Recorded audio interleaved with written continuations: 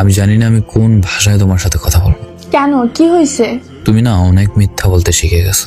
কি বলো এইসব? কি করছি আবার? কি নিয়ে মিথ্যা বলছি? আচ্ছা, তুমি তো নাকি আজকে বিকেলে আপুর বাসা যাবে বলছো, আর বলছো একটু ব্যস্ত থাকবে, আমি যেন কল না দিই, মেসেজ না দিই। তুমি বাসায় এসেই আমাকে কল এসএমএস দেবে, কিন্তু দেখো রাত প্রায় 12টার উপর হয়ে গেছে, তুমি আমাকে মেসেজ দাও না, অনলাইনে আসো। তুমি সব সময় এসব ছোটখাটো বিষয় নিয়েই পড়ে থাকো। আরে আজকে আপু ভাইয়া এরা সবাই আসছে, সবাই মিলে আমার ফোনে ভিডিও দেখে ফেসবুকে। তো আমি মেসেজ করার সময় ওনারা দেখে নাই, গেছে কই ওরা? তুমি একদম বেশি বেশি করো। হয়তোবা আজকেই শেষ রাত, আর হবে না কথা কখনো। ছেলে ছেড়ে যাওয়ার আগে এইসবই বলে, বাকি ছেলেদের মতোই তুমি। হ্যাঁ, আমি বাকি সবার মতোই। আজকে তুমি সত্যি আপুর বাসায় গেছো?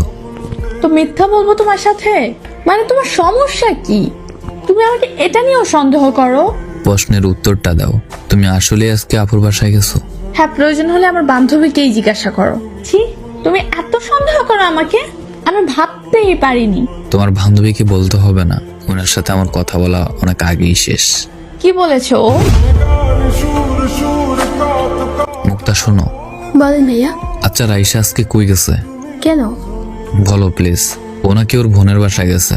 আগে যে কোনো জায়গায় গেলে ও আমার সাথে কথা বলা ছাড়া থাকতে পারতো না, কিন্তু এখন ও ওর বোনের বাসায় গেলেও নাকি আমার সাথে কথা বলতে পারবে না। কল দিতাম না, মেসেজ দিতাম না, এসব বলে। ভাইয়া, আপনাকে আমি আর মিথ্যে কথা বলতে পারবো না দিনের পর দিন।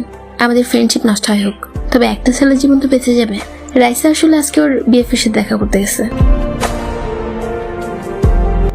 বিএফ মানে ও রিলেশন করে অন্য কারোর সাথে? জি ভাইয়া, ও আমারে মানা করতো এসব যেন না জানে আপনাকে, কিন্তু বেশি বেশি করতেছে।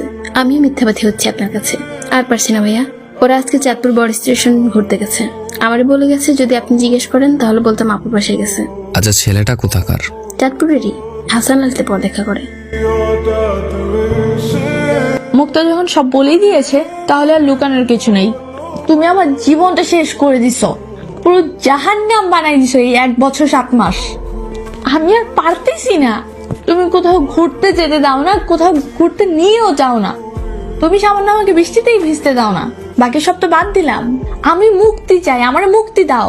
ঠিক আছে, তোমাকে আমি মুক্তি দিলাম। তুমি যেখানে সুখ খুঁজে পাও সেখানে তুমি চলে যাও, আটকাবো না।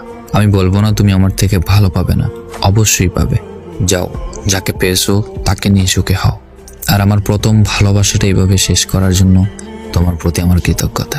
ভালো থেকো নতুন মানুষকে নিয়ে। আইডিটা মনে রেখো, কাজে আসবে কখনো। লেকচার দিতেই পারবেন, সারা জীবন কিছু করতে পারবেন না। তুমি বুঝনি, আমি বলিনি, তুমি স্বপ্নতে কেন আসনি? তোমাদের অনেক সুন্দর মানাইছে দুজনরে। ছেলেটার অনেক ভাগ্য, তোমাকে মোনাজাতে চেয়েও পাইনি, অথচ ছেলেটা না চাইতেই তোমাকে পেয়ে গেছে।